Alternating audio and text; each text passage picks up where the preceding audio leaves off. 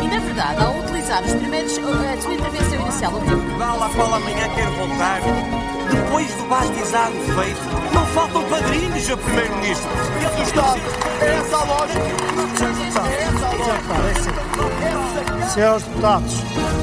Passos perdidos na Rádio Observador. Estamos agora a atravessar um período, diria quase um deserto, porque estamos sem eleições há mais de 15 dias, há mais de um mês que não há uma campanha eleitoral e nós estamos aqui quase em ressaca. O Parlamento pode vir agora a discutir o fim da Comissão Nacional de Eleições, que tem estado envolta numa polémica. Já vamos conhecer melhor os detalhes desta história, porque antes disso ainda temos de ir à difícil relação entre o PCP e a Ucrânia.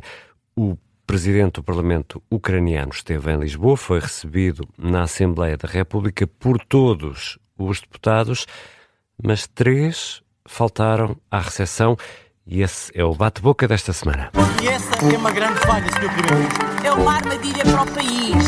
Disse o Sr. Primeiro-Ministro, o país quer saber o que é que vai fazer. Muito obrigado, senhoras e senhores deputados. O presidente do Parlamento ucraniano esteve em Portugal, foi recebido na Assembleia da República, reuniu com os partidos, discursou no plenário, mas o PCP só apareceu quando o responsável pela Assembleia ucraniana virou costas. Miguel, bem-vindo. Miguel Viterbo Dias. Muito obrigado. Boa tarde. E a tarde esta do Parlamento ia ser de declarações políticas, portanto ia ser tema livre à escolha de cada partido, mas de manhã o Parlamento fez saber que havia uma visita surpresa de Ruslan Stefanchuk, o presidente do Parlamento da Ucrânia, que reuniu de manhã com os partidos representados na Assembleia, encontro ao qual o PCP faltou, e no arranque da sessão plenária, em que o presidente do Parlamento ucraniano discursou, as 3 cadeiras dos deputados do PCP continuaram vazias. Os deputados só entraram na sessão meia hora depois do início, que é o mesmo que dizer que só entraram assim que o presidente do Parlamento ucraniano saiu. Ora, por coincidência, foi mesmo o PCP o primeiro a ter direito à tal declaração política da tarde, que dedicou à reforma laboral, só que os outros partidos não foram na conversa. Nós não podemos pedir a um partido para cair no mundo real, ao mesmo partido que nega que foi a Rússia que invadiu a Ucrânia, ao mesmo partido que nega que foi a Rússia que iniciou uma guerra bárbara, sangrenta, injusta contra a Ucrânia, ao mesmo partido que nega receber aqui no Parlamento, como há pouco os senhores deputados do PCP fizeram, vergonhosamente negam receber aqui o Presidente do Parlamento ucraniano. Não se pode pedir a um partido como o PCP que realmente acompanhe aquilo que é a realidade dos portugueses.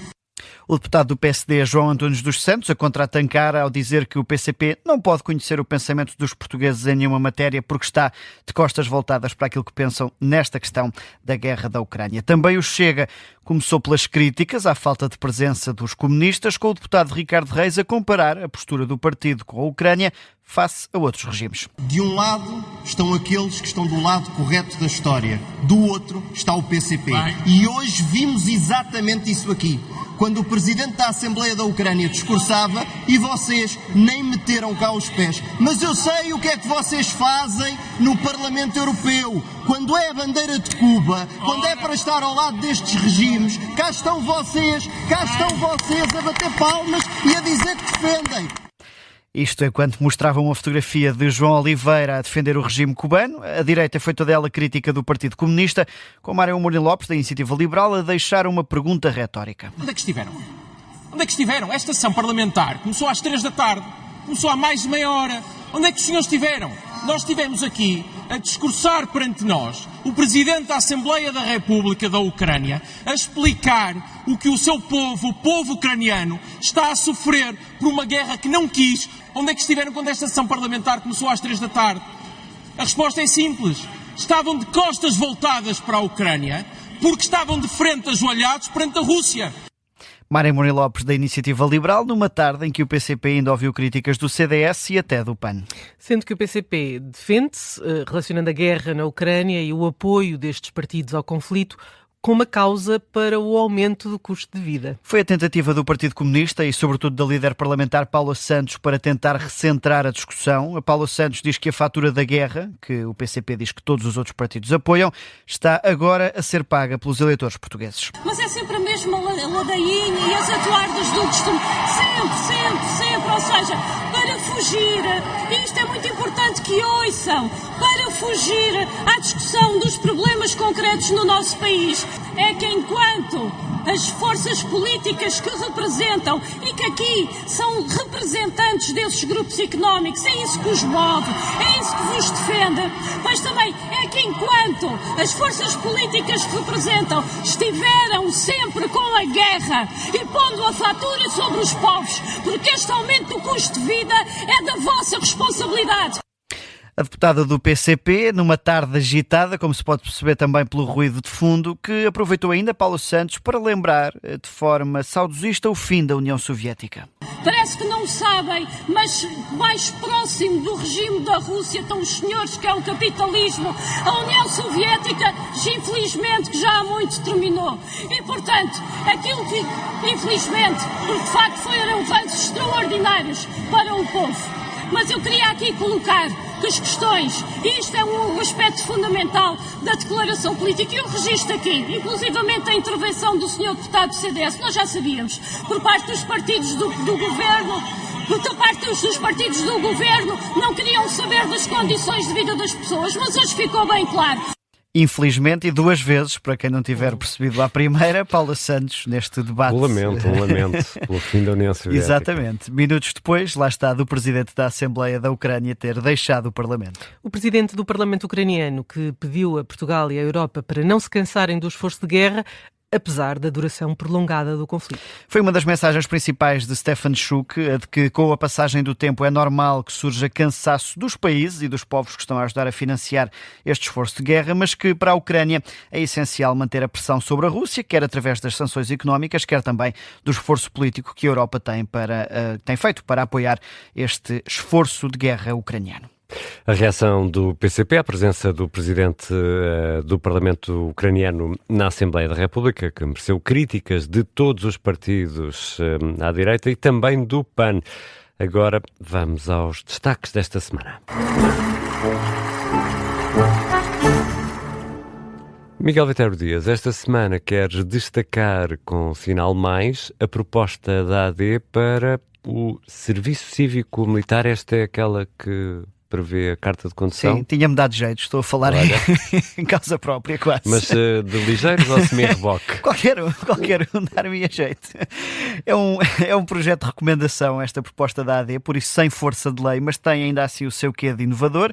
Esta questão que já referiste, a possibilidade de tirar de forma gratuita a carta de condução. Também quem participar tem direito a uma bolsa financeira de 439 €. É um programa que é apelidado de Serviço Cívico-Militar, com a duração entre 3 a 6 semanas, e é um esforço para tentar criar benefícios que levem os jovens a querer participar e também o lançamento de uma discussão séria sobre o tema, que com o acentuar dos conflitos tem sido discutido cada vez em mais países. Já o Chega tinha apresentado também uma iniciativa. É positivo a AD entrar na discussão para que, quando for mesmo necessário avançar com algo, exista já uma base de debate no Parlamento. Agora preparamos a corneta para saber quem está a descer.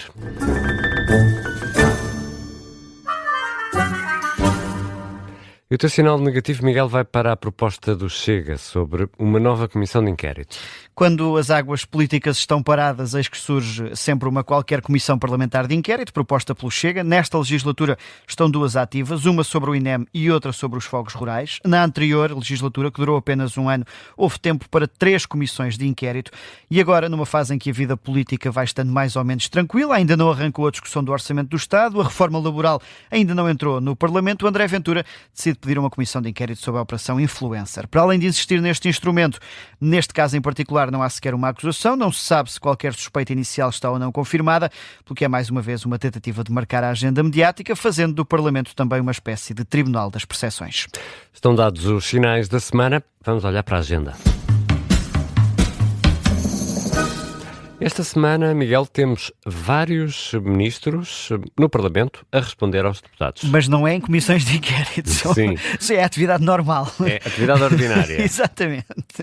O Ministro das Finanças é um deles. Vai ser ouvido a pedido do PS sobre a evolução da despesa pública do país. Uma audição que está marcada para quarta-feira a partir das 10 da manhã. No mesmo dia, mas às 11h30, vai ser ouvido o Ministro da Presidência, António Leitão Amaro, sobre os números da população imigrante em Portugal. Para além deste tema, a audição surge também poucos dias depois do Tribunal Constitucional ter voltado a chumbar a proposta que determina a perda automática da nacionalidade para quem comete crimes, pelo que esta audição poderá também ser útil para perceber o posicionamento futuro do Governo, se vão ou não insistir nesta medida. No que toca às sessões plenárias, destaque para o debate pedido pelo Chega, na quinta-feira às 3 da tarde, com várias alterações à remuneração e ao estatuto das forças de segurança, numa altura em que decorrem também os interrogatórios aos agentes da esquadra do Rato e em que o Chega não criticou de forma direta a postura destes polícias.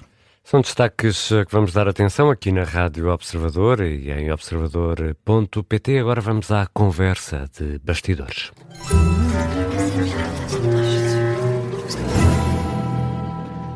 E, para além da demora para eleger certos órgãos externos do Parlamento, há outros que até podem vir a ser extintos. O que pode também ser uma maneira de resolver a demora em eleger alguém. Exatamente.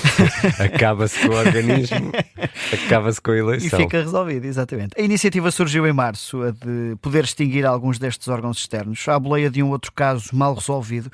Nessa altura, em meados de março, a Presidente da Comissão para a Igualdade e contra a Discriminação Racial, Isabel Rodrigues, deu uma entrevista ao Jornal Público em que se queixou da falta de condições dadas pela Assembleia para que a Comissão possa trabalhar. O Parlamento contrapôs, garante que a Comissão tem todos os meios para exercer as suas funções, mas o braço de ferro foi-se prolongando e várias queixas de discriminação racial, por exemplo, ficaram por tratar por falta de meios. Ora, nesta altura, em meados de março, o tema foi a debate na Conferência de Líderes Parlamentares e, nessa altura, o deputado do PS, Pedro Delgado Alves, sugeriu que fosse criado um grupo de trabalho para uniformizar as condições de trabalho destas entidades independentes. Só que o PSD foi mais longe e Hugo Soares sugeriu que este grupo possa revisitar todas as entidades que funcionam sobre a alçada da Assembleia da República e que, se entender que existem entidades que devem ser extintas, então que se proponha isso mesmo. Na altura, só o LIVRE e o PCP discordaram desta sugestão, que acabou assim aprovada por maioria. Agora, a iniciativa ganha outra relevância por causa dos problemas da Comissão Nacional de Eleições.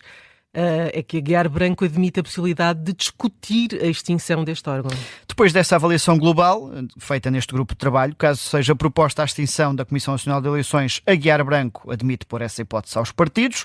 Quanto à CNE, em específico, o Presidente da Assembleia pediu também uma auditoria ao Gabinete de Controlo e Auditoria do Parlamento para avaliar uma suspeita de descontrole financeiro, da qual é acusado o atual Presidente, o juiz conselheiro José Carlos Trindade.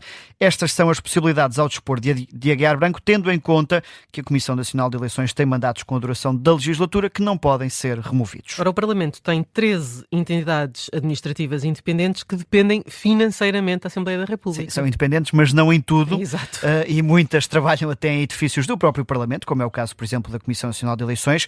Certas entidades têm uma dimensão e uma relevância maior na organização do sistema democrático. Por exemplo, a entidade reguladora para a comunicação também é uma destas entidades, bem como a Provedoria da Justiça, lugar que continua em aberto por falta de entendimento dos 3 maiores partidos. Outras, como o Conselho Nacional de Ética para as Ciências da Vida ou o Conselho de Fiscalização do Sistema de Informações da República, são órgãos com uma função mais consultiva, não têm a dimensão de outras como a ERC ou a Comissão Nacional de Eleições e, portanto, serão todas estas 13 entidades que estarão em avaliação por este grupo de trabalho que pode determinar o fim ou a fusão de parte delas. É um trabalho que ainda levará o seu tempo a concluir este trabalho de perceber que os grupos de trabalho não são feitos para ter rapidez. Exatamente, exatamente. E assim chegamos ao fim dos Passos Perdidos, que estão de regresso para a semana. E na verdade, ao utilizar os primeiros a sua intervenção inicial, o Tribunal à qual amanhã quero voltar, depois do bastizado feito, não faltam padrinhos a Primeiro-Ministro. É essa a lógica. Senhores deputados.